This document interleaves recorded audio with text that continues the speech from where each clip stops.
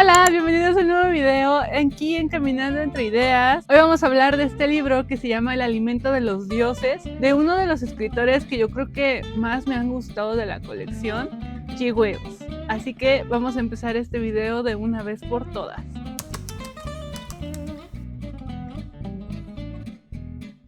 Esta novela se publicó en 1904. Y bueno, realmente cuando se publicó pensando en hacer una crítica social. Como en todas las novelas de ciencia ficción, siempre hay como que este choque de realidades, ¿saben? En donde hay este cuestionamiento, qué está pasando y esta crítica hacia los sucesos actuales. El título original de esta novela no era solamente El alimento de los dioses, era The Food of the Gods and How It Came to Earth, que podría ser el alimento de los dioses y cómo llegaron a la Tierra y cómo llegó a la Tierra, algo así. Creo que sí. La novela va a venir retratada por parte de un narrador un tanto misterioso del que nunca conocemos su identidad. Este narrador nos va a hablar del invento creado por el señor Bennington y el profesor Ridwood. Este invento, que después de mucho tiempo se llamó el alimento de los dioses, originalmente se llamaba Heracleoforbia. Y bueno, la Heracleoforbia era una sustancia que ellos crean a partir de esta preocupación de que la humanidad está empezando a crecer mucho y no tenemos como un sustento alimenticio. Entonces ellos dicen, ¿no creen que sería genial poder poner una sustancia, por ejemplo, en una tomatera, y que el tomate ya no crezca chiquito, sino que crezca pues lo bastante grande como para poder alimentar una familia entera y que ya no necesitemos varios tomates, sino que la familia se pueda servir, por ejemplo, de uno solo? A partir de esta idea, ellos se esfuerzan y crean varios tipos de heracleofobia, y a partir de aquí es que ya empiezan a surgir una serie de conflictos y de problemas. Como ya saben, no les voy a hacer como tanto spoiler, pero básicamente a partir de que sale esta sustancia, empiezan a tener muchos problemas porque la experimentación no la empiezan a hacer en un lugar cerrado, sino que el señor Bennington se va a una granja y empieza a proporcionarle la sustancia a las gallinas, a los pollos. Y pues obviamente ya no tienes un pollo chiquito, empiezas a tener unos pollotes como del tamaño de un Doberman, para que nos vayamos dando una idea. Imagínense ver una gallina de ese tamaño. Pues esto va a empezar a suceder dentro del libro. El problema aquí es que el doctor, bueno, el señor Bennington, nunca le especificó a los granjeros que estaba alimentando a los pollos con un experimento. Entonces, pues en la granja no tienen como que estas medidas de limpieza, ni de sanidad, ni de nada. Y entonces, obviamente, pues en una granja no solamente hay pollos, hay muchos otros animales, entre ellos ratas, empiezan a consumir de esta sustancia. E imagínense, si ya tienes una gallina súper desarrollada, ahora imagínate qué va a pasar cuando insectos, ratas u otras cosas empiecen a comer de esta sustancia de donde comían los pollos. Pues obviamente también vas a tener ratas enormes, avispas enormes, moscas enormes, una serie de animales en la que ya pareciera que estuviéramos en la era prehistórica. Y no estoy jugando. Llega un punto en la novela en la que yo sinceramente me dio miedo seguir leyendo, porque ya no era solamente una novela de ciencia ficción, ya parecía una mezcla de terror con ciencia ficción. Y ustedes dirán, bueno, pues no pasa nada, nada más matas a los animales que puedan ser peligrosos para la humanidad. Y lo mismo piensan ellos dentro de esta novela. La bronca aquí es que hay un niño que es muy enfermizo, y entonces al señor Bennington se le ocurre, aliméntalo con mi sustancia y se va a hacer muy fuerte. Y entonces sí, lo alimentan y se empieza a hacer muy fuerte. Pero el problema aquí es que, como ya les decía yo, G. Wells empieza a jugar con esta definición de chico grande. Entonces el niño ya no va a crecer como un humano normal, empieza a desarrollarse demasiado en extremidades y empezamos a tener a la primer generación de titanes dentro de la Tierra. Y a partir de ahí es que empieza toda la historia, todo el revuelo y esta crítica hacia las clases sociales, esta crítica ética y moral hacia lo diferente, y es una de las cosas que a mí más me han gustado de esta novela y por la que yo creo que sí, o sea, de verdad, yo creo que es de mis novelas favoritas ya del autor. Yo creí que nada iba a superar El hombre invisible, pero me equivoqué. Realmente esta es una novelota. Yo desconozco si hay una película. Yo creo que no hay película que hable de esta novela. Así que si sí hay una película, pónganmelo en los comentarios, pero yo la verdad es que desconozco muchísimo si hay una película que esté basada en este libro. Ahora, ¿qué otros temas expone la novela? Porque de eso es básicamente de lo que va a tratar la novela.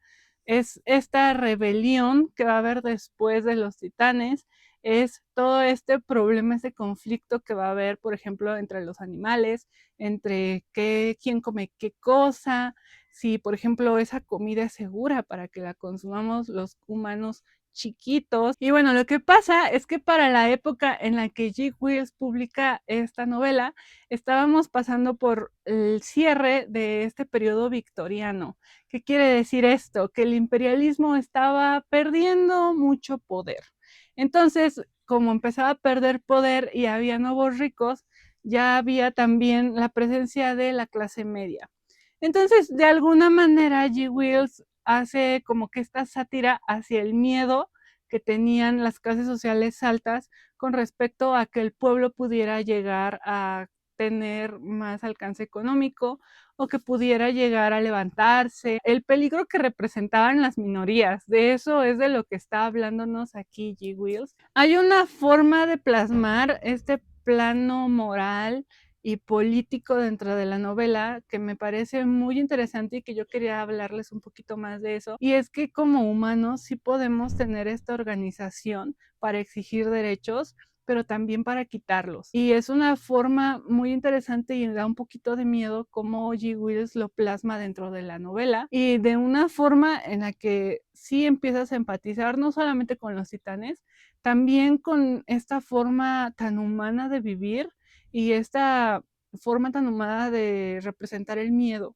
porque el ser humano siempre le tiene miedo a lo diferente. Pero ¿qué pasa cuando eso diferente puede ser incluso algún miembro de tu familia?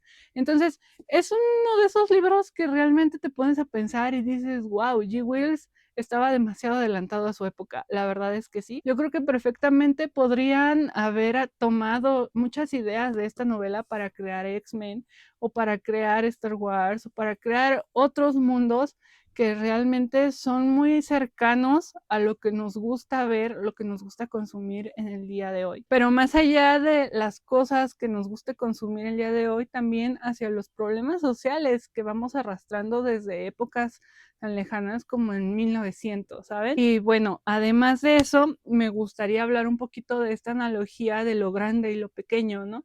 Porque los científicos están tan aferrados a querer tener una nueva raza humana cuando al inicio no era eso, al inicio solo era ayudar a la raza humana. Y ya después era como vamos a crear unos nuevos humanos más poderosos, más fuertes y más inteligentes con respecto al tamaño del cerebro. Son un montón de críticas y un montón de cuestionamientos que mete G. Wells dentro de una novela que realmente no está tan grande. 276 páginas, o sea, realmente no es tan grande la novela, pero abarca una de cosas y todo se va resolviendo. Cosas que me gustaron en la novela, todo esto que ya les comenté.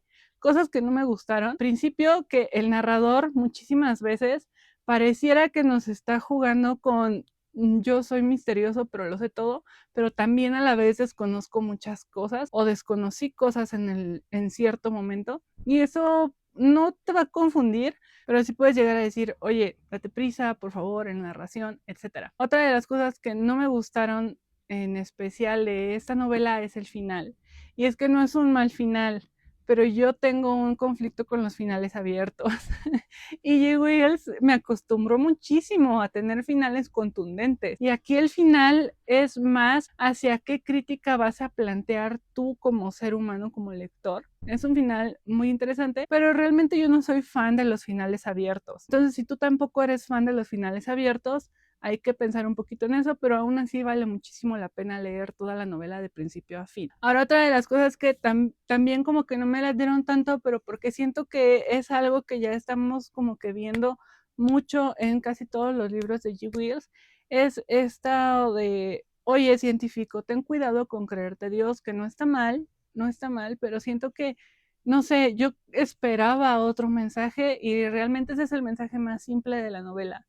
Esa crítica hacia la ciencia y cómo muchas veces estas personas sí se creen Dios o se quieren creer superiores solamente porque manejan ciertos conceptos o porque pueden hacer ciertas cosas. Entonces, es una novela que sí les recomiendo que deberían de leer porque está muy buena, se lee muy rápido, otro de los pros, se lee demasiado rápido. Es una novela que narrativamente está cercana a lo que nosotros estamos acostumbrados a leer, está dividida en partes. Entonces, la primera parte es como que esta parte donde se descubre la sustancia, la otra parte es cuando la sociedad ya empieza a hacer conocimiento de esto, otra parte es donde tenemos a estos niños titanes y bueno, la otra parte, la final, es esta donde ya tenemos a los titanes grandes y qué va a suceder ahora con la humanidad. Cada parte está dividida en capítulos, entonces realmente no es como que fuera una narración muy extensa o muy cansada. Entonces es otro pro si es que tú estás empezando a leer o te gustaría empezar a leer ciencia ficción y no sabes con qué empezar. Bueno, yo te recomendaría muchísimo esta novela. Otra de las cosas que maneja la novela es que también tenemos una historia de romance un poco cortita y es algo que a mí me sorprendió mucho porque G. Wells no tiende a hablar de ese tipo de temas, no tiene estas subtramas, pero esta novela tiene tantas subtramas que les digo, son 3 libros, en sí son solamente 3 libros, yo ahorita se los dividía como en 4 partes, pero son 3 libros, o sea, 3 partes y ya cada parte está dividida como en capítulos, ¿no? Pero dentro de estas subtramas tenemos a muchísimos personajes y cada personaje tiene su propia problemática y cada problemática se va resolviendo. Entonces, esa es una de las cosas que a mí me gustan muchísimo de G. Wills, el tener como estos personajes tan circulares que a su vez conectan con otras historias que también son súper amplias y que también conectan con otras y al final englobar todo para que todo tenga una coherencia y pues una continuidad. Eso me parece genial dentro de la novela. Entonces es algo que yo tenía que recalcarles. Si tú estás buscando una novela que tenga ciencia ficción, que tenga acción, que tenga un poquito de terror, que tenga descripciones que realmente te van a hacer sentir toda la historia muy vívida, bueno, esta es tu novela, porque aparte también tiene estas partes de romance que les digo que se me hicieron muy bonitas, muy bonitas. Mi única recomendación es no te encariñes con nadie, es lo único que voy a decirles, no me gusta hacerles spoiler, pero realmente es una novela que sí vale muchísimo la pena y que llega a un punto en el que tú te cuestionas si no estará pasando eso realmente. Y eso es lo que hace que la ciencia ficción esté tan viva y tan marcada dentro de las historias de G. Wills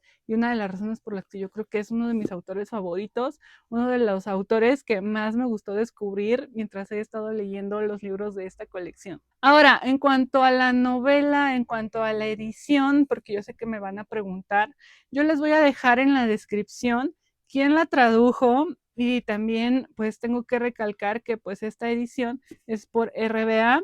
Todavía la pueden conseguir, me parece, aquí en la Ciudad de México.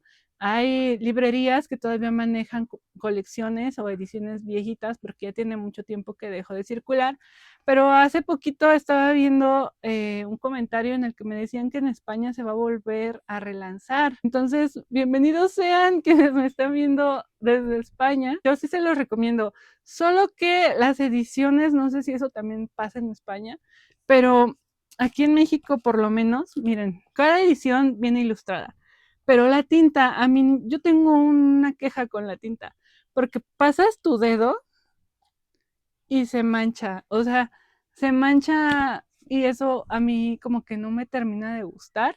Ahorita ya vamos a empezar con las épocas de calor, las manitas a veces sudan poquito, entonces, ajá, ese tipo de cosas son las que a mí me siguen como sin gustar mucho de estas ediciones, pero son libros muy cómodos de leer y pues realmente miren, este libro cómo está.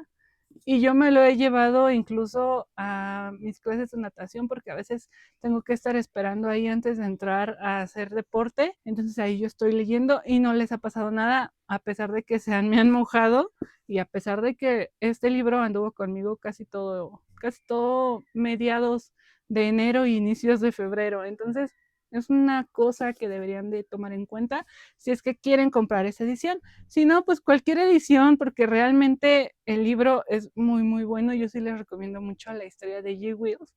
Y eso sería todo por el video de hoy. Si les gustó, por favor, no duden en suscribirse, en darle like, en comentarme algo. Y bueno, tengo todo en listas de reproducción. Si les interesan otros libros de la colección o quieren ver hasta qué libros he reseñado, pues pueden meterse y ahí están todos los libros. Este es el último que he leído de la colección y ahorita ya empecé con el siguiente, que son los cuentos góticos de Mary Shelley. Entonces nos vemos en el siguiente video, reseña, recomendación aquí en Caminando Entre Ideas. Que la pasen muy bonito y les recomiendo muchísimo, no les dejo de recomendar a G. Wells, es un autor que a mí me ha encantado y nada, que tengan excelentes lecturas. Bye.